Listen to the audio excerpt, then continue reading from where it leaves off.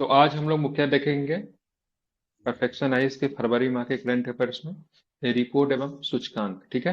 हरित हाइड्रोजन भारत में अपनाने के लिए सक्षम उपाय रोड मैप तक रिपोर्ट मतलब आपको देखने को मिला है। ठीक है। तो हरित हाइड्रोजन भारत में अपनाने के लिए सक्षम उपाय रोड मैप रिपोर्ट आई है। ठीक है। इसे विश्व आर्थिक मंच के द्वारा जारी किया गया था। हरित हाइड्रोजन का जो रिपोर्ट जो है किसके द्वारा जारी किया गया है? तो विश्व आर्थिक मंच के विश्व द्वारा, आर्थिक वर्ल्ड मंच। इकोनॉमिक फोरम के द्वारा। ठीक है। ग्रीन हाइड्रोजन का उत्पादन नवीकरणीय ऊर्जा का उपयोग करके किया जाता है, जिसमें इलेक्ट्रोसिस या बायोमास के रूपांतरण के माध्यम से उत्पाद क्या है, इसमें उत्पादन शामिल है। ठीक है। अब यहाँ पे देखूंगा हरित हाइड्रोजन अपनाने की हमें क्यों आवश्यकता है, किनका माइक क्यों कर रहा है इतना। ठीक है। हरित हाइड्रोजन की बात करेंगे, अपनाने की हमें आवश्यकता क्यों है, क्यों हमें हरित हाइड्रोजन अपनाने की मतलब आवश्यकता हुई है। ठीक है। तो सबसे पहले देखेंगे परिवहन, शिपिंग और स्टील आदि जैसे क्षेत्रों में डीकार्बोनाइजेशन करना। 2070 तक शुद्ध शून्य उत्सर्जन का लक्ष्य हासिल करना है। ठीक है। आपको पता होना चाहिए भारत ने 2070 तक जीरो, ठीक है, मतलब पूरी तरह से कार्बन न्यूट्रल होने का लक्ष्य हम लोग ने कब तक रखा है, तो 2070 तक रखा है। और इस लक्ष्य को पूरा करने के लिए हमें हरित हाइड्रोजन के ऊपर हमें निर्भरता लानी ही पड़ेगी। ठीक है। परिवहन, शिपिंग और स्टील आदि क्षेत्रों में डीकार्बोनाइज करने के लिए हमको क्या करना पड़ेगा, हरित हाइड्रोजन को, ग्रीन हाइड्रोजन को अपनाना पड़ेगा। ठीक है। उच्च ऊर्जा मांग हासिल करना, जिससे 2030 तक 35% बढ़ने का अनुमान है। ठीक है। उच्च ऊर्जा मतलब एनर्जी की मांग काफी अधिक हो रही है, जो कि 2030 तक लगभग 35% तक बढ़ जाएगी। भारत में हरित हाइड्रोजन पारिस्थितिकी तंत्र को गति देने का प्रमुख लक्ष्य है। आपूर्ति पक्ष की बात करेंगे तो हरित हाइड्रोजन के उत्पादन की लागत को, ठीक है, लागत को क्या लिखा हुआ है, इसको क्या पढ़ेंगे, दो 2 बाई पर केजी किलोमीटर से कम कर देंगे। दो प्रति किलोग्राम। दो क्या? पर के दो पर, दो प्रति दो केजी। प्रति हाँ ठीक है। किलोग्राम। हाँ, 2 प्रति किलोग्राम से कम करेगी। ठीक है। ऑन डिमांड पक्ष की बात करेंगे तो बंदरगाहों पर रूपांतरण और भंडारण सुविधाएं विकसित करके भारत के निर्यात क्षमता को लाभ उठाने का मौका मिलेगा। ठीक है। तो आपको ध्यान में रखें, हरित हाइड्रोजन भारत में अपनाने के लिए एक सक्षम उपाय रोड मैप तैयार किया गया है। क्योंकि बात करेंगे विश्व आर्थिक मंच के द्वारा इसको जारी किया गया है। हम लोगों को करना क्या है, तो हम लोग को ग्रीन एनर्जी के ऊपर, ग्रीन एनर्जी मुख्यतः हरित हाइड्रोजन के ऊपर अपनी निर्भरता को बढ़ाना है। ठीक है। क्या करना है, हरित हाइड्रोजन को अपनाने की आवश्यकता है हमें। ठीक है। क्या होगा, क्योंकि अगर हम इसे अपनाएंगे तभी जाके 2070 तक जो हमने शुद्ध शून्य उत्सर्जन का लक्ष्य को जो हासिल करने का जो नेतृत्व जो रखा है, मतलब लक्ष्य को जो निर्धारित किया है, उसको हम लोग पूरा कर सकते हैं। ठीक है। आप देखें राष्ट्रीय हरित हाइड्रोजन मिशन के बारे में कुछ प्रश्न है, इसको भी देख लेते हैं। तो देखेंगे लक्ष्य 2030 तक 5 ट्रिलियन मीट्रिक टन प्रति वर्ष उत्पादन क्षमता। ठीक है। लक्ष्य क्या है, तो 2030 तक 5 मिलियन मीट्रिक टन प्रति वर्ष उत्पादन क्षमता पे बात की जा रही है। इसमें दो उप मिशन इसमें दो उप मिशन में शामिल है। ठीक है। हरित हाइड्रोजन संक्रमण के लिए रणनीतिक हस्तक्षेप और साथ में रणनीतिक हाइड्रोजन इनोवेशन पार्टनरशिप। ठीक है। तो इसको आपको ध्यान रखना है। राष्ट्रीय हरित हाइड्रोजन मिशन के बारे में हम लोग क्या जानते हैं, तो 2030 तक 5 मिलियन मीट्रिक टन प्रति वर्ष उत्पादन क्षमता को हमको निर्धारित करना है। और साथ में इसके दो उप मिशन भी शामिल है। ठीक है। तो इन सारे चीजों का आपको क्या रखना है, ध्यान में रखना है। किसके द्वारा इसको जारी किया गया है, रोड मैप को किसके द्वारा जारी किया गया है, तो क्या बताएंगे।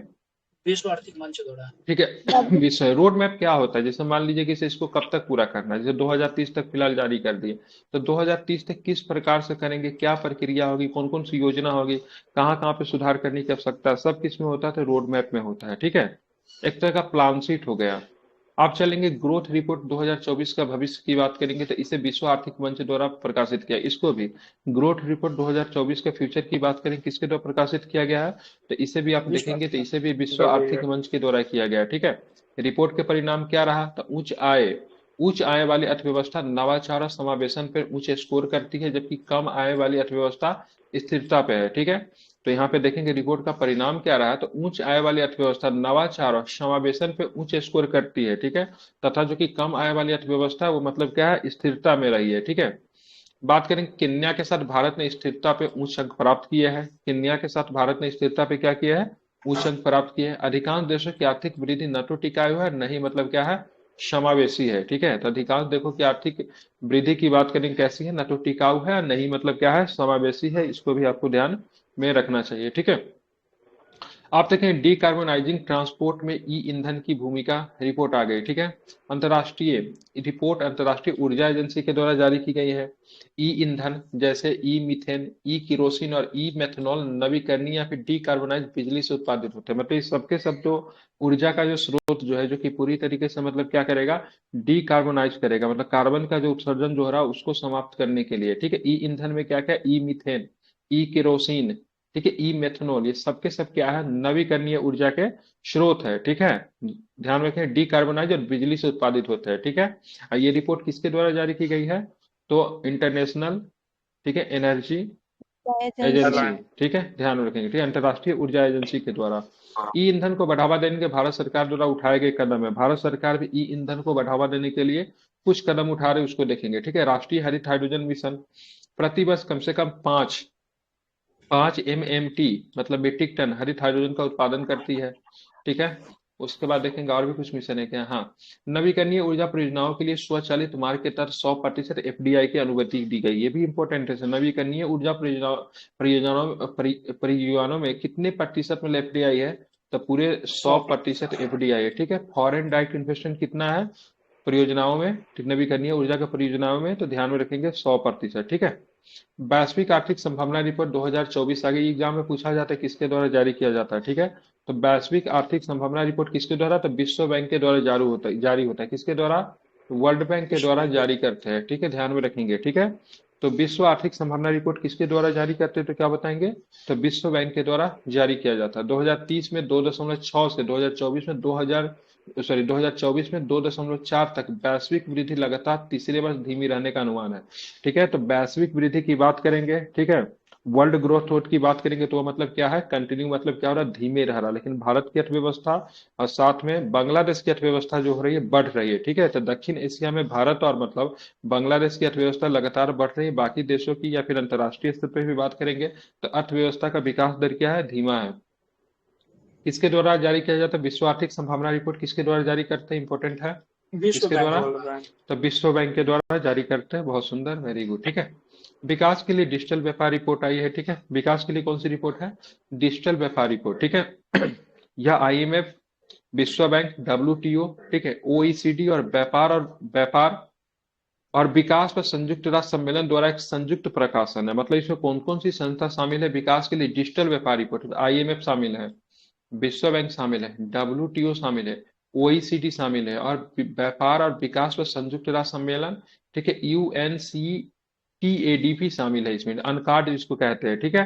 तो सबके सब मिलकर मतलब एक रिपोर्ट का संयुक्त प्रकाशन किया, उस रिपोर्ट को कौन सा बोलते हैं, डिजिटल विकास के लिए डिजिटल व्यापार रिपोर्ट, ठीक है। यह डिजिटल व्यापार से विकासशील अर्थव्यवस्थाओं के लिए अवसरों और चुनौतियों का पता लगाता है। मुख्य निष्कर्ष की बात करेंगे, 2005 के बाद से डिजिटल रूप में वितरित सेवाओं का मूल्य लगभग 4 गुना बढ़ गया है, ठीक है। और वार्षिक वृद्धि कितना है, तो 8.1% है, ठीक है।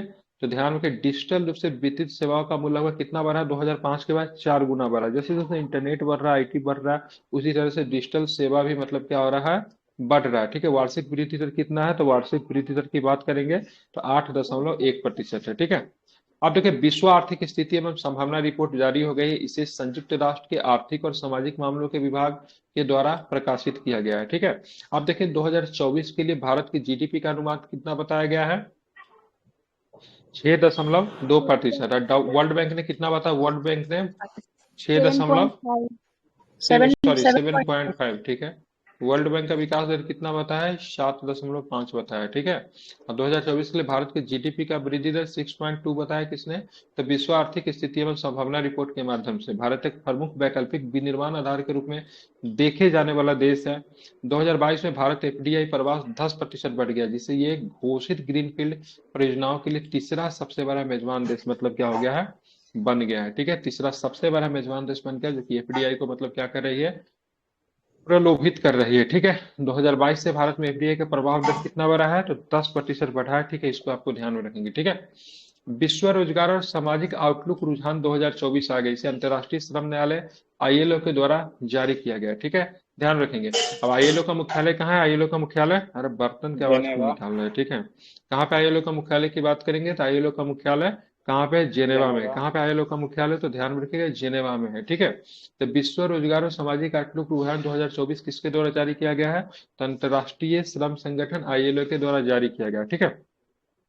आईएलओ 1919 में गठित सरकार नियुक्त और श्रमिक प्रतिनिधियों वाली एकमात्र द्विपक्षीय संयुक्त राष्ट्र एजेंसी है। मुख्यालय की बात करेंगे तो जेनेवा और स्विट्जरलैंड में आपको देखने को मिलती है। स्थापना कब हुई थी? तो रूसी क्रांति के बाद आईएलओ की स्थापना हुई थी, क्योंकि रूसी क्रांति जो थी मुख्यतः किसको फोकस में रखी थी? मजदूरों को फोकस में रख के बात की गई थी, ठीक है। ध्यान में रखना है। आप देखेंगे आईएलओ की अन्य रिपोर्ट की बात की, ग्लोबल वेज रिपोर्ट आता है, ठीक है, वर्ल्ड वर्क रिपोर्ट आता है। ये सब रिपोर्ट किसके द्वारा जारी किया जाता है? तो आईएलओ आई का। आईएलओ का फुल फॉर्म क्या होगा? आईएलओ का full form international international labour labour organisation. Organisation, ठीक है। तो आईएलओ का फुल फॉर्म की बात करेंगे तो इंटरनेशनल लेबर ऑर्गेनाइजेशन होता है। मुख्यालय की बात करेंगे तो जेनेवा स्विट्जरलैंड में आपको इनकी मुख्यालय देखेगी, ठीक है।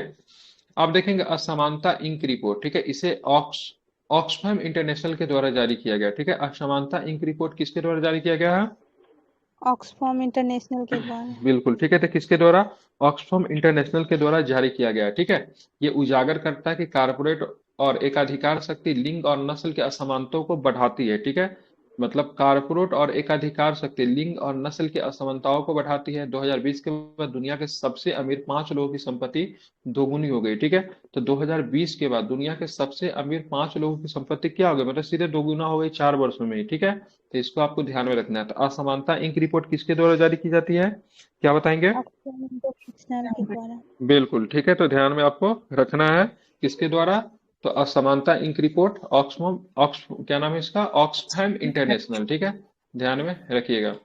वैश्विक स्तर पर 5 अरब वैश्विक आबादी के 60% लोग करीब हो गए, ठीक है। तो वैश्विक स्तर पर बात करें 5 अरब, ठीक है। वैश्विक स्तर पर 5 अरब वैश्विक आबादी के 60% लोग गरीब हो गए, ठीक है। मतलब वर्ल्ड की जनसंख्या कितनी है? ठीक है, कितनी है? ठीक है, 60% अगर 5 अरब हो तो 100% कितना हो गया? कितना होगा? 8 अरब के आसपास हो गया ना जनसंख्या, ठीक है। 20 गुना हो गया। मोर देन 8 अरब से ज्यादा विश्व की जनसंख्या, उसमें से 60% लोग कितना है? 60% कितना है लोग? ठीक है, गरीब लोग। तो लोग गरीब है, ठीक है, ध्यान में रखेंगे, ठीक है। हाँ, विश्व की जनसंख्या का 5 अरब लगभग, मतलब वैश्विक आबादी का 60% लोग जो है से कितना है? गरीब है, ठीक है, ध्यान में रखेंगे, ठीक है। चलिए, तो 60% लोग क्या है? गरीब है। दुनिया के सबसे अमीर 1% लोगों के पास अभी वैश्विक वित्तीय संपत्ति का 43% हिस्सा, मतलब दुनिया में जितनी भी संपत्ति है ना, उसमें से 1% लोगों के पास 43% हिस्सा है, समझ रहे हैं ना। तो दुनिया के 60% लोग तो गरीब ही है, जो 1% लोग जो अमीर है उनके पास टोटल संपत्ति का कितना प्रतिशत हिस्सा है? 43% हिस्सा है, ठीक है। वैश्विक स्तर पर सबसे अमीर 1% लोग उतना ही कार्बन प्रदूषण उत्सर्जन करते हैं जितना मानवता के सबसे गरीब 2/3 लोग, ठीक है। और ये जो 1% लोग जो है सो कार्बन उत्सर्जन में इतना ज्यादा योगदान देते हैं जितना 2/3, मतलब टोटल 2/3%, मतलब समझिए ना। अगर 100 पे अगर अगर काउंट कर रहे हैं तो समझिए 2/3 कितना हो गया? 66% के आसपास हो गया, ठीक है। तो 66% लोग जो जितना कार्बन उत्सर्जन करते हैं उतना अकेले जो है 1% जो अमीर लोग हैं वो कार्बन को क्या करते हैं? उत्सर्जित करते हैं, ठीक है। अब ऐसा नहीं से मतलब वो अकेले, मतलब विभिन्न चीजों पर्सनल यूज के लिए करते हैं, इंडस्ट्री हो गया या फिर और भी बहुत सारे चीज जो उनका होता है उनके माध्यम से, ठीक है। भारत ने बदलते मानसून पैटर्न को डिकोड करना एक तहसील स्तरीय आकलन रिपोर्ट आई है, ठीक है। तो भारत में बदलते मानसून का पैटर्न, ठीक है।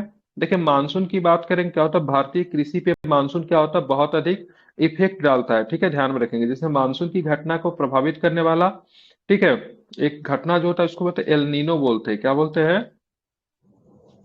L El Nino. नीनो। एक जो होता है ला लीनो, ठीक है, ला लीलो, ठीक है। तो लाल लीनो जो होता है ये पॉजिटिव प्रभाव डालता है, ठीक है। अगर लाल लीनो आता है तो बहुत खुशी की बात होती है, फसल बहुत अच्छा होती है। इस बार लाल लीनो आने की संभावना है, ठीक है। और जब एल नीनो आती है तो फसल क्या होता है? खराब होता है, ठीक है, ये निगेटिव प्रभाव डालता है, ठीक है। तो इसको आपको ध्यान में रखिए। अगर आपको याद न रहे तो ला का मतलब क्या होता है? लाला लाला खुशी होता है, तो उसे लालिनो से याद कीजिएगा, ठीक है। एल का मतलब क्या होता है? एल नीनो, ठीक है। एल नीनो से क्या होगा? निगेटिव, ठीक है, ध्यान में रखिए। तो लाल लीनो और एल नीनो क्या होगा? भारतीय मानसून पे क्या करता है? प्रभाव डालता है। इस बार जो क्या आने की संभावना है? तो इस बार आपको ला लीनो आने की संभावना है। साथ में बात करेंगे तो भारत के केरल राज्य में सबसे पहले मानसून का आगमन होता है। ठीक है, ध्यान में रखेंगे। ठीक है, अब देखेंगे मानसून का जो रिपोर्ट जो आया है, भारत के बदलते मानसून पैटर्न को डिकोड करना, एक तहसील स्तरीय आकलन रिपोर्ट आई है। यह अध्ययन ऊर्जा पर्यावरण जल परिषद द्वारा जारी किया गया है। इसमें 1883 से 2022 तक मौसम संबंधी आंकड़ों का विश्लेषण किया गया है। ठीक है, रिपोर्ट का परिणाम क्या है, तो यह 21वीं सदी के अंत तक भारत में दक्षिण पश्चिम मानसून की वर्षा में 10 से 14% का वृद्धि का संकेत देता है। ठीक है, तो 21वीं सदी के अंत तक भारत में दक्षिण पश्चिम मानसून से सर्वाधिक वर्षा होती है।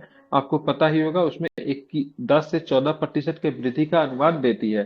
अब पिछले दशक की बात करेंगे, 2012 से 22 तक के रुझान पे क्या रिपोर्ट रही उसमें हम देखेंगे। तो आधे से अधिक तहसीलों में भारी वर्षा की आवृत्ति में वृद्धि देखी गई।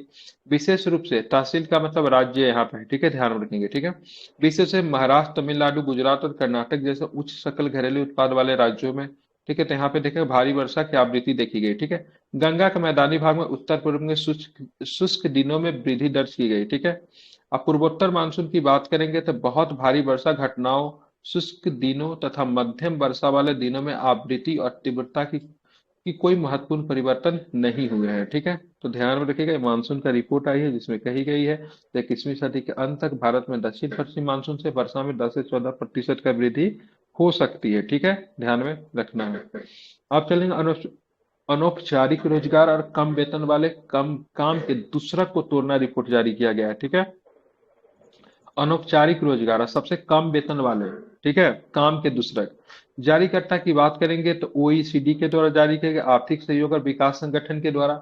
विस्तार की बात करें, अनौपचारिक श्रमिक वैश्विक स्तर पर कार्यबल का लगभग 60%, ठीक है, कम आय वाले देशों में लगभग 90% है। ठीक है, तो वैश्विक स्तर पर कार्यबल का कितना है, 60% है। ठीक है, जो कि अनौपचारिक श्रमिक है। ठीक है, और साथ में अगर बात करेंगे जो कम आय वाले देश है, वहां पे इनकी जनसंख्या कितनी हो जाती है, तो वहां पे इनकी 90। जनसंख्या 90%। ठीक है, ध्यान में रखेंगे। और सुरक्षित विरासत की बात करेंगे तो पर्याप्त शिक्षा और कौशल के अभाव में अनौपचारिक श्रमिकों की वरीयता उनके बच्चों को हस्तांतरित हो जाती है। ठीक है, मतलब जो इनके पास क्या होता है, शिक्षा नहीं होती है, कौशल का अभाव होता है, कोई टेक्निक नहीं होता है, तो ये तो खुद मतलब क्या अनौपचारिक श्रमिक तो होते हैं। ठीक है, उनके बच्चों में भी ये चीजें मतलब चली जाती है। ठीक है, अब देखेंगे दोहरा बोझ क्या था, श्रमिकों को अनौपचारिकता को कम वेतन वाले कम को दोहरा बोझ उठाना पड़ता है। ठीक है, तो ये थोड़ा इंग्लिश वगैरह पढ़ेंगे तो चीजें थोड़ा ठीक हो जाएगी। ठीक है, अब यहाँ पे देखेंगे संपूर्ण कार्यबल का 90% से अधिक और औपचारिक सैनिक है, क्योंकि भारत जो है कम आय वाले देशों की श्रेणी में आता है। अब विश्व में इनके कार्यबल कितना है, 60% है। कम आय वाले देशों में इनका कार्यबल कितना है, तो 90% है। 2011-12 के बाद असंगठित क्षेत्र में श्रमिकों की हिस्सेदारी में क्या होती है, तो वृद्धि आपको देखने को मिली है। ठीक है, अनौपचारिक बढ़ाने के लिए भारत अनौपचारिकता को बढ़ाने के लिए भारत में कौन कौन सा कदम है, ई श्रम पोर्टल को लॉन्च किया गया है, प्रधानमंत्री श्रम योगी मान धन, पीएम स्वनिधि योजना, इस सब के सब जो है मतलब अनौपचारिक मतलब जो श्रमिक जो है उनको मतलब स्थिति में सुधार के लिए इन सब पोर्टल को लॉन्च किया गया है। ठीक है, ध्यान में रखेंगे। ठीक है, आप देखेंगे एक 7वीं विश्व डिजिटल प्रतिस्पर्धात्मक रैंकिंग आ गई है। जारीकर्ता कौन है, तो international institute for management development के द्वारा इसको जारी की गई है। भारत का कौन सा स्थान है, तो भारत का स्थान 49वां है। तो विश्व डिजिटल प्रतिस्पर्धात्मक रैंकिंग में भारत का स्थान कौन सा है, 49वां स्थान है। ठीक है, पहला नंबर पे कौन है, तो पहला नंबर पे यूएसए आएगा। दूसरे नंबर पे नीदरलैंड, जिसको हॉलैंड भी कहते हैं, यहाँ के लोगों को डच कहा जाता है। और तीसरे नंबर पे आते हैं सिंगापुर। ठीक है, रिपोर्ट 3 व्यापक श्रेणियों के आधार पर 64 अर्थव्यवस्थाओं की क्षमता और तैयारी को मापती है, जो ज्ञान, प्रौद्योगिकी और भविष्य की तैयारी करती है। ठीक है, तो ध्यान रखना है 7वीं डिजिटल प्रतिस्पर्धात्मक रैंकिंग में भारत का रैंक कितना है, तो भारत का रैंक कितना है, 49 है। इसको आपको ध्यान में रखिएगा। ठीक है, राज्यों की स्टार्टअप की रैंकिंग आई है, ध्यान रखेंगे। 2022 में बात करेंगे तो राज्यों की स्टार्टअप की रैंकिंग। ठीक है, उद्योग और आंतरिक व्यापार संवर्धन विभाग ने 2022 में राज्यों की स्टार्टअप की रैंकिंग जारी की है। ठीक है, ध्यान में रखना है। कुल 33 राज्यों और केंद्र शासित प्रदेशों को 5 श्रेणियों के अंतर्गत स्थान दिया गया है। ठीक है, तो इसका हमारे लिए इंपॉर्टेंट हो जाता है, सबसे प्रदर्शन करने वाले राज्य कौन है, राज्यों की रैंकिंग में सबसे प्रदर्शन करने वाला राज्य कौन है, तो क्या बताएंगे, गुजरात, कर्नाटक और केरल। बिल्कुल। ठीक है, ध्यान में कौन है, तो ध्यान में आपको रखना है, तो गुजरात और मतलब क्या हो जाएगा, तो गुजरात और कर्नाटक। कर्नाटक, और साथ में क्या हो जाएगा, तो केरल हो केरल। जाएगा। ठीक है, इसको आपको ध्यान में रखना है। अब हम बात करेंगे शीर्ष प्रदर्शक की बात करेंगे, शीर्ष प्रदर्शक की बात करेंगे तो कौन है, तो तेलंगाना और तो अरुणाचल प्रदेश कौन हो जाएगा? तो तेलंगाना और तेलंगाना और अरुणाचल। अरुणाचल प्रदेश। ठीक है, नेताओं की बात करें, नेताओं में कौन आएंगे? आंध्र ठीक है, कहाँ प्रदेश के और नेता आएंगे? असम। आंध्र प्रदेश, असम। महत्वाकांक्षी नेता में कहाँ के नेता आ रहे हैं? बिहार और बिहार। हरियाणा। ठीक है, तो ये नेता का मतलब क्या है? लीडर हो जाएगा। ठीक है, लीडर का मतलब क्या? इंडस्ट्री में। ठीक है, यहाँ पे वो राजनीति करने वाला लीडर नहीं होगा, इसी को बोलते हैं हिंदी इंग्लिश को ट्रांसलेशन करना। ठीक है, ये आपको ध्यान में रखना है। ठीक है, क्लियर? इंडस्ट्री। हाँ, तो ये मतलब ना वो लीडर नहीं है, इसको आप लोग ध्यान में रखिएगा। ये मतलब थोड़ा सा हिंदी इंग्लिश को ट्रांसलेशन करके उल्टा कर दिया हुआ है। ठीक है, ध्यान में रखना है। ठीक है, समझ गए? अब देखेंगे उभरते स्टार्टअप परिस्थिति तंत्र की बात करेंगे। छत्तीसगढ़ और दिल्ली होता है। सारे डाटा को एक बार फिर से पढ़ लीजिए। सर्वश्रेष्ठ पढ़ लिए? प्रदर्शन। Yes sir. गुजरात, केरल से शीर्ष तेलंगाना, अरुणाचल प्रदेश और नेताओं में आंध्र प्रदेश असम। महत्वाकांक्षी नेता बिहार हरियाणा और उभरते स्टार्टअप में छत्तीसगढ़ और दिल्ली। ठीक है। तो सबसे प्रदर्शन करने वाला राज्य में बात करें, गुजरात, कर्नाटक, केरल है। शीर्ष प्रदर्शक में बात करेंगे तो तेलंगाना, अरुणाचल प्रदेश है। नेता लीडर की बात करेंगे, लीडर में बात करेंगे तो आंध्र प्रदेश और असम है। ठीक है, महत्वाकांक्षी लीडर में बात करेंगे तो बिहार हरियाणा। उभरते स्टार्टअप परिस्थिति तंत्र में बात करेंगे तो छत्तीसगढ़ और दिल्ली है। अधिक जानकारी की बात करेंगे तो भारत के पास दुनिया का तीसरा सबसे बड़ा स्टार्टअप इकोसिस्टम है। ध्यान रखिएगा, भारत में सबसे बड़ा तीसरे नंबर पे स्टार्टअप रिपोर्ट भी आएगा, उसमें भारत में 67 स्टार्टअप इस बार आपको देखने को मिला है। ठीक है, दिसंबर 2023 में 1.14 लाख से अधिक स्टार्टअप आपको भारत में। ये 7 सुधार क्षेत्रों के तहत स्टार्टअप विकास के लिए 67 अनुकूल यूनिकॉर्न था। पारिस्थितिकी तंत्र। क्या? 67 यूनिकॉर्न था कि स्टार्टअप था? यूनिकॉर्न स्टार्टअप नहीं होता है। वही यूनिकॉर्न था, स्टार्टअप ही तो आगे चल के यूनिकॉर्न बन जाता है। तो पारिस्थितिकी तंत्र बनाने के प्रयासों पर राज्यों और केंद्र शासित प्रदेश यूटी का मूल्यांकन करना है। ठीक है, तो ध्यान रखें, राज्यों की स्टार्टअप रैंकिंग आ गई है, जिसमें सबसे प्रदर्शन करने वाला राज्य यही आपके लिए इंपॉर्टेंट है, गुजरात, कर्नाटक और केरल। ठीक है, चलिए मर्सर की लिविंग क्वालिटी सिटी रैंकिंग आई, ये ध्यान में रखें। ये मर्सर का रिपोर्ट कई बार एग्जाम में पूछा जाता है। ठीक है, अब देखेंगे मर्सर की रिपोर्ट की अगर हम बात करेंगे, अब मर्सर की रिपोर्ट की बात करें, मर्सर की 2023। ठीक है, cost of living city ranking से दुनिया भर में अंतर्राष्ट्रीय कर्मचारियों के लिए सबसे अधिक और सबसे कम महंगे स्थानों का पता चलता है। ठीक है, ध्यान रखेंगे। तो मर्सर की 2023 के cost of living city ranking से दुनिया भर में अंतर्राष्ट्रीय कर्मचारियों के लिए सबसे अधिक और सबसे कम महंगे स्थानों का पता चलता है। तो शीर्ष 3 शहर की बात करेंगे, शीर्ष 3 शहर में कौन सा शहर है? वियना ठीक प्रथम। है, बिल्कुल ठीक है। तो ध्यान रखिए कौन सा शहर हो गया शीर्ष शहर में? तो वियना। ज्यूरिख। Europe Auckland. बिल्कुल ठीक है। तो वियना की बात करेंगे, ज्यूरिख। ज्यूरिख कहाँ पे पड़ता है? ज्यूरिख। स्पेन में जर्मनी। है। ठीक है, ज्यूरिख की बात करेंगे, स्विट्जरलैंड में पड़ता है ज्यूरिख। ठीक है, कहाँ पे पड़ता है? स्विट्जरलैंड में आपको ज्यूरिख पड़ेगा। ठीक है, ऑकलैंड की बात करेंगे तीसरे नंबर पे। ऑकलैंड कहाँ पे पड़ता है? ऑकलैंड ऑकलैंड है न्यूजीलैंड में। कहाँ पे ऑकलैंड? तो ऑकलैंड की बात करेंगे न्यूजीलैंड में। ठीक है, तो ध्यान में रखिएगा शीर्ष 3 शहर कौन है? मर्सर की लिविंग क्वालिटी सिटी रैंकिंग जो आई है, जो कि cost of living city ranking के आधार पर अंतर्राष्ट्रीय कर्मचारियों के सबसे अधिक और सबसे कम महंगे स्थानों में। तो ध्यान में रखेंगे, तो सबसे महंगी बात करेंगे तो कौन है? वियना। कहाँ पे प्रथम? वियना कहाँ का शहर है? ऑस्ट्रिया। ऑस्ट्रिया। ऑस्ट्रिया। ठीक है, उसके बाद ज्यूरिख। ज्यूरिख है आपका कहाँ पे? स्विट्जरलैंड। और ऑकलैंड की स्विट्जरलैंड, बात करेंगे न्यूजीलैंड। ठीक है, न्यूजीलैंड। और सबसे भारतीय शहर में बात करें, हैदराबाद को सबसे पहला स्थान पे निकला। कितने नंबर पे? 153 नंबर पे विश्व में। ठीक है, भारत में प्रथम। पुणे 154 नंबर के साथ भारत में दूसरा। बेंगलुरु 156 नंबर के साथ। ठीक है, विश्व में 156 नंबर, और इससे भारत में कितना है? तीसरा है। ठीक है, तो भारत के प्रथम 3 शहर कौन कौन है? हैदराबाद, पुणे और बेंगलुरु। बिल्कुल, तो भारत के 3 शहर की बात करें, भारत के प्रमुख 3 शहर की बात करें, हैदराबाद, ठीक है, पुणे और बेंगलुरु। ठीक है, नीति आयोग की डेल्टा रैंकिंग आई है। ठीक है, नीति आयोग ने आकांक्षी ब्लॉक कार्यक्रम के तहत प्रथम डेल्टा रैंकिंग जारी कर दी है। जितने भी रैंकिंग आपने देखा ना, सबसे महत्वपूर्ण आपका जो है यही है, जो कि एग्जाम में यहाँ से प्रश्न आ भी सकते हैं। डेल्टा रैंकिंग जारी किया गया है नीति आयोग के द्वारा। ठीक है, अब देखेंगे पहला, ध्यान में रखेंगे, पहला की बात करेंगे शीर्ष प्रदर्शक में पहला तिरियानी ब्लॉक। तिरियानी ब्लॉक कहाँ का प्रयोग है? तो कुमुर क्या लिखा है, कुमुरम भीम, ठीक है, आसिफाबाद जिला तेलंगाना का है। कहाँ का है? तो कुमुरम भीम आसिफाबाद जिला तेलंगाना का जिला, सॉरी ये ब्लॉक है जिसका नाम क्या है, तिरियानी ब्लॉक, ठीक है। दूसरा नंबर पे कौशाम्बी ब्लॉक है, कौशाम्बी ब्लॉक कौशाम्बी जिला उत्तर प्रदेश का है, ठीक है। तो दोनों ब्लॉक का नाम याद रखिए, ठीक है। हैदराबाद के ब्लॉक का नाम क्या है? तिरियानी ठीक है। ब्लॉक। तेलंगाना का कौन सा ब्लॉक है? Sorry Tiryani block. और उत्तर प्रदेश का कौन सा ब्लॉक है? कौशाम्बी जिला का, जो कि प्रथम और कौशाम्बी दूसरा स्थान ब्लॉक। प्राप्त किया है। बिल्कुल, क्या नाम है? कौशाम्बी ब्लॉक, ठीक है। अब जोन एक, ठीक है, ध्यान रखिए, जोन दो, जोन तीन, जोन चार, जोन पांच, जोन छह, कितने जोन में है? ठीक है, तो ध्यान में रखेंगे। तो टोटल टोटल की बात करेंगे तो ध्यान में रखिएगा, 3 जोन में, 6 जोन में इसको बनाया गया है, ठीक है। ध्यान में रखेंगे। अब यहाँ पे देखेंगे जोन एक में कौन कौन से पहाड़ी और उत्तर पूर्वी राज्यों को रखा गया है। जोन एक में किस राज्यों को रखा गया? पहाड़ी और उत्तर पूर्वी राज्यों को रखा। पहला में बात करेंगे, ध्यान में रखें, तो पहला में आमरी, ठीक है। जोन एक में पहाड़ी और उत्तर पूर्वी राज्यों में आमरी ब्लॉक है, जो कि कहाँ का है? पूर्वी पूर्वी कार्बी आंगलोंग जिला का, जो कि असम में पड़ता है। दूसरा नंबर पे क्या नाम है, नगोपा है, जो कि सतुवल जिला मिजोरम का है, ठीक है। तो कार्बी आंगलोंग जिला का नाम है और ब्लॉक का नाम क्या है? आमरी ब्लॉक है, जो कि जोन एक में पड़ता है, ठीक है। जोन एक में पहले नंबर पे आमरी ब्लॉक और दूसरे नंबर पे नगोपा ब्लॉक, ठीक है। राज्यों के साथ द्वीप, ठीक है, इसमें कुछ नहीं है। आप ध्यान में रखें, जोन दो में रखा गया है कौन कौन से राज्य? जोन दो में भारतीय उत्तर भारतीय राज्यों को रखा गया है, ठीक है। उत्तर भारतीय राज्य में 2 जिला को चुना गया, 2 जिला को में से 2 प्रखंड आएंगे। एक प्रखंड का नाम हरैया और दूसरा का नाम बिरोन। हरैया प्रखंड की बात करें, बस्ती जिला उत्तर प्रदेश है। बिरोन की बात करेंगे, गाजीपुर में पड़ेगा, ठीक है, ध्यान में रखेंगे, ठीक है।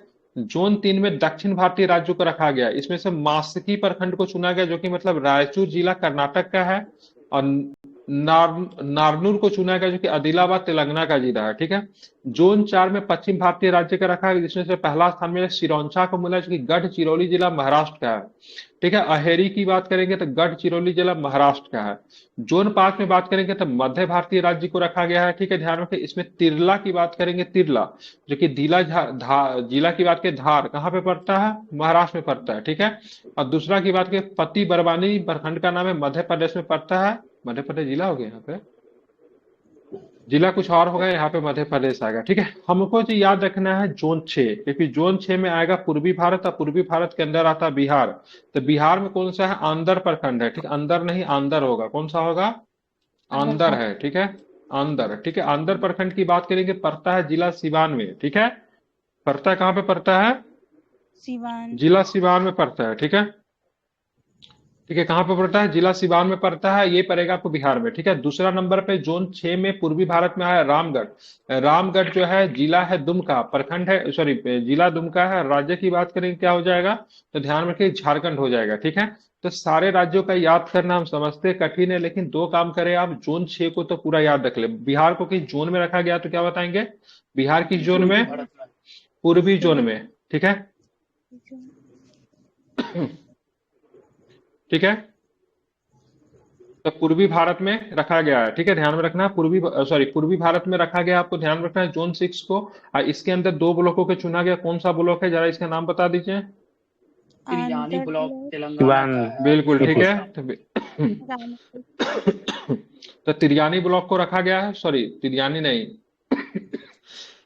जोन 6 में तिरियानी थोड़ी ना है, आंध्र ब्लॉक है। कौन सा ब्लॉक है? अंदर है रामगढ़। आंध्र है। ठीक है, तो आंध्र, ठीक है, ध्यान में रखिएगा, आंध्र ब्लॉक है, जो कि मतलब कहाँ पे पड़ता है? जिला कौन सा है आंध्र का? सिवान। आंध्र का सिवान। जिला कौन सा? सिवान है, ठीक है। आंध्र का जिला की बात की क्या हो जाएगा? सिवान हो जाएगा, ठीक है। और दूसरे नंबर पे कौन सा है? झारखंड का कौन सा जिला और कौन सा प्रखंड हो जाएगा, क्या बताएंगे? प्रखंड। बिल्कुल, रामगढ़ हो जाएगा, ध्यान में रखिएगा, रामगढ़ हो जाएगा। और जिला कौन सा हो जाएगा? दुमका। दुमका हो जाएगा, ठीक है। ये आपको बस इतना ही ध्यान में रखना है, ठीक है। डेल्टा रैंकिंग प्रखंड को लेके किस संस्था के द्वारा जारी किया गया तो क्या बताएंगे? नीति आयोग।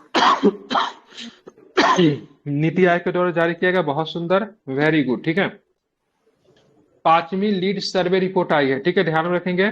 5वीं लीड सर्वे रिपोर्ट आई है। वाणिज्य और उद्योग मंत्रालय ने 5वीं लीड्स विभिन्न राज्यों के लॉजिस्टिक ईज 2023 की सर्वेक्षण रिपोर्ट जारी की है, ठीक है। लीड्स की कल्पना विश्व बैंक के लॉजिस्टिक प्रदर्शन सूचकांक की तर्ज पे किया गया। विश्व बैंक की लॉजिस्टिक परफॉर्मेंस को लेकर रिपोर्ट आता, साथ में गलत नहीं तो सर इंडिया का रैंक साथ उसमें 38 है, ठीक है, एक बार देख लीजिएगा, चेक कर लीजिएगा, ठीक है।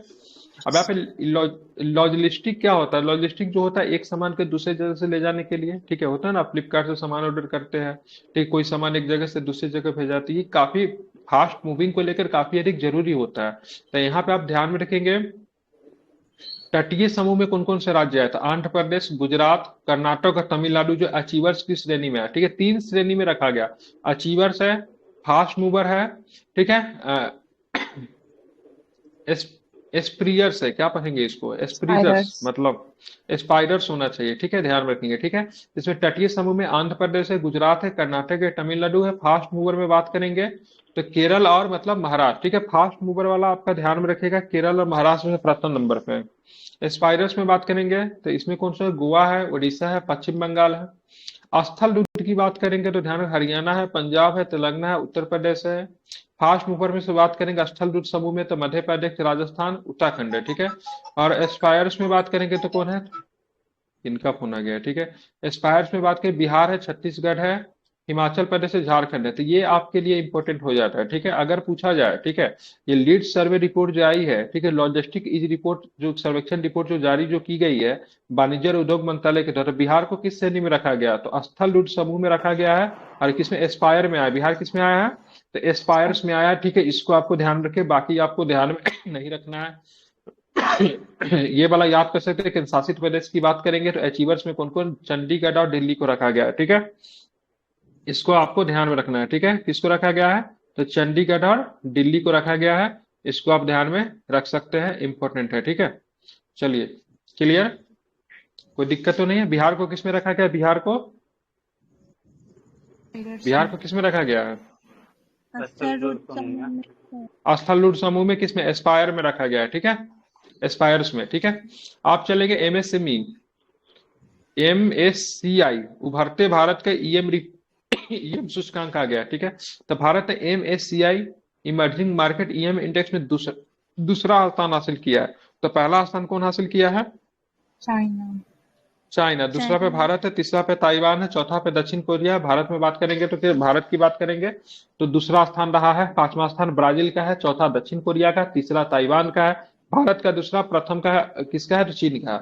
तो एमएससीआई इमर्जिंग मार्केट्स, ठीक है, इमर्जिंग मार्केट, ईएम का मतलब क्या होगा? Emerging market. तो भारत जो है दूसरे नंबर पे विश्व में मतलब मार्केट के रूप में मतलब क्या हो रहा है? उभर रहा है, ठीक है। हेनली, ठीक है, हेनले पासपोर्ट इंडेक्स की रिपोर्ट आ गई। भारत की रिपोर्ट कितनी है? ये कई बार एग्जाम पूछा जाता है, ठीक है। हेनले पार्टनर्स के द्वारा किया जाता है। किसके द्वारा जारी किया जाता है?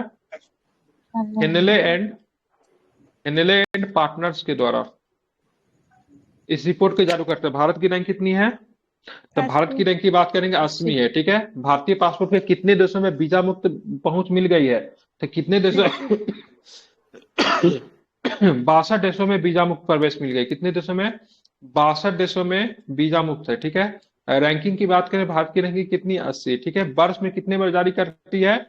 तो प्रत्येक 3 महीने पे, ठीक है, प्रत्येक 3 महीने पे मतलब वर्ष में 4 बार, ठीक है। ध्यान में रखें कितने बार? तो 4 बार जारी होती है। ये भी आपको ध्यान में रखना चाहिए अगर आप रख सके तो, ठीक है। अब चलेंगे आगे, देखेंगे तो क्या है। हाँ, France, Germany, Italy, Spain, Japan और सिंगापुर संयुक्त रूप से नंबर 1 स्थान पे। तो नंबर 1 स्थान पे कौन कौन है? स्पेन, जापान और सिंगापुर। बिल्कुल ध्यान में कि नंबर 1 स्थान की बात करेंगे तो फ्रांस है, जर्मनी है, इटली है, स्पेन है, जापान है और सिंगापुर। 1 2 3 4 5 6 कंट्री जो है नंबर 1 पे ही है, ठीक है। France, Germany, Italy, Spain, Japan, ठीक है। हमेशा जापान और सिंगापुर रहता था। इस पर बहुत को दे दिया है। जापान तो हमेशा से नंबर 1 पे रहा, ठीक है। हाँ, एचपीआई की बात करेंगे, हेनली पासपोर्ट इंडेक्स विभिन्न पासपोर्टों को उन गंतव्यों की पहुंचने की संख्या के अनुसार रैंक करती है जहां उनके धारक बिना पूर्व वीजा की यात्रा कर सकते हैं, ठीक है। मतलब इनमें उसका रैंक अच्छा होगा जो कि मतलब क्या हो सकते हैं? बिना वीजा के क्या कर सकते हैं? यात्रा कर सकते हैं। मतलब जितने देशों में बिना वीजा के यात्रा किया जा सकता है उतना ही ज्यादा अच्छा रैंक होगा, ठीक है। इसको आपको ध्यान में रखना चाहिए, ठीक है। भारत का कितने देशों में वीजा मुक्त यात्रा की जा सकती है? भारत के पासपोर्ट को लेकर कितने देशों में? 62. ठीक है, ठीक है, कितने देशों में? तो 62 देशों में। कितने देशों में? 62 देशों में, ठीक है। ध्यान में रखिएगा 62 देशों में, मतलब आपको जाना है, मतलब एक क्या होता है पहले से वीजा लेना पड़ता है। यूएसए वगैरह जाएंगे तो 3 महीना 4 महीना पहले वीजा अराइवल कीजिए, वीजा पहले अप्लाई कीजिए, पूरा चेक वगैरह होगा, उसके बाद आपको अनुमति देगा। एक है क्या वीजा और अराइवल होता है, किसी भी देश में जाने के लिए आपको वीजा लेना पड़ता है। अगर वीजा अगर नहीं भी लेंगे तो थोड़ा बहुत प्रोसेस होता है, ठीक है। जब भूटान वगैरह में भी जाइएगा तो थोड़ा बहुत प्रोसेस है, वहां पे एक फी देना पड़ता है जिसको बोलते हैं बौद्धिक करके कुछ बोलते हैं, डेवलपमेंट फी वगैरह देना पड़ता है, जो कि एक दिन का आई थिंक $20 होता है सर, ठीक है। नेपाल वगैरह में जाने के लिए कोई वीजा नहीं, लेकिन और भी बहुत सारे देश है जैसे मॉरिशस हो गया, थाईलैंड वगैरह में जाइए तो वहाँ पे वीजा ऑन अराइवल होता है। जैसे आप एयरपोर्ट पे पहुंचे तो वहां पर पे क्या होता है, विदेश मंत्रालय चाहे जो भी होगा वो आपको पहुंचने पे ही मतलब आपको वीजा मतलब क्या कर देगी, प्रोसीड कर देगी, उसको बोलते हैं क्या, वीजा ऑन अराइवल, ठीक है। Ranking international air transport association द्वारा उपलब्ध आंकड़े के आधार पर आधारित किया जाता है, ठीक है। तो रैंकिंग तो तैयार करता है हेनले एंड पार्टनर्स के द्वारा, लेकिन इसका डाटा कहाँ से मिलता है, तो इंटरनेशनल एयर ट्रांसपोर्ट एसोसिएशन के द्वारा उपलब्ध डाटा के आधार पर, ठीक है। पंजीकृत निवेशक सूची आई है, नेशनल स्टॉक एक्सचेंज एनएससी ने पंजीकृत निवेशकों की सूची जारी की है। शीर्ष 3 पंजीकृत निवेशक की बात करें, सबसे अधिक इन्वेस्ट शेयर मार्केट में इन्वेस्ट करने वाले सबसे ज्यादा लोग कहाँ पे है, महाराष्ट्र में। में। दूसरे नंबर पे उत्तर प्रदेश और तीसरे नंबर पे क्या है, गुजरात है। मतलब सबसे अधिक निवेशक की बात करेंगे तो शेयर मार्केट में पैसा निवेश करते हैं सबसे अधिक कहाँ पे, महाराष्ट्र में। दूसरे पे कौन है, उत्तर प्रदेश, और तीसरे पे क्या है, क्या है, गुजरात। कौन है, गुजरात है, ठीक है। ध्यान रखें, वर्तमान में भारत बाजार पूंजीकरण के मामले में संयुक्त राज्य अमेरिका, चीन और जापान के बाद दुनिया में चौथे नंबर पे। हमने किसे पिछाड़ दिया है, तो हमने किसे पछाड़ के चौथा नंबर पे आया है, मणि को हांगकांग। हांगकांग के, ठीक है। हांगकांग को पछाड़ के हम लोग चौथे नंबर पे पहुंच गए। जापान को भी हम लोग जल्द पहुंचा के तीसरे नंबर पे हम लोग जल्द से जल्द पहुंचेंगे। हमारे यहाँ सबसे अधिक निवेशक महाराष्ट्र में है, उसके उत्तर प्रदेश में, फिर मतलब कहाँ पे है, गुजरात में। इसी के साथ आज का रैंकिंग का चैप्टर जो था बहुत बोरिंग था, लेकिन एग्जाम में प्रश्न यहाँ से आते हैं, पढ़कर आइएगा। कल हम लोग पढ़ेंगे सुरक्षा, मतलब क्या पढ़ेंगे, डिफेंस। और अच्छी बात क्या है, इस बार करंट अफेयर्स के लिए वेट नहीं करना पड़ेगा, ऑलरेडी करंट अफेयर्स जारी कर दिया गया। कल सुरक्षा और ये क्या नाम है इसका, सुरक्षा पुरस्कार और सम्मान को खत्म करेंगे, ठीक है। उसके बाद छोटे छोटे टॉपिक होंगे, जो कि 3 दिन अभी और लगेगा। 3 दिन में क्या करेंगे, इसको समाप्त करेंगे। टारगेट होता है 15 दिन के अंदर में करंट अफेयर्स को समाप्त करना, लेकिन आई थिंक आज कितने तारीख है, 13